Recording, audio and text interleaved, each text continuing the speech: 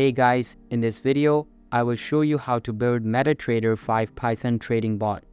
Alright, so let's begin with the video. So I will not exactly use Python, but I'm going to give you some insights how you can create this app. So I will first of all go to Google and go to ChatGPT, and then I'll go to the search bar and then search for can you create a Metatrader 5 Python trading bot. So I'll go ahead and enter it. And you can see that it will give me all of the details on how I can create a Metatrader 5 Python trading bot.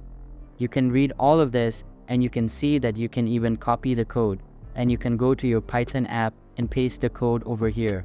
And if you scroll a bit down, you can see the sample code has already been provided.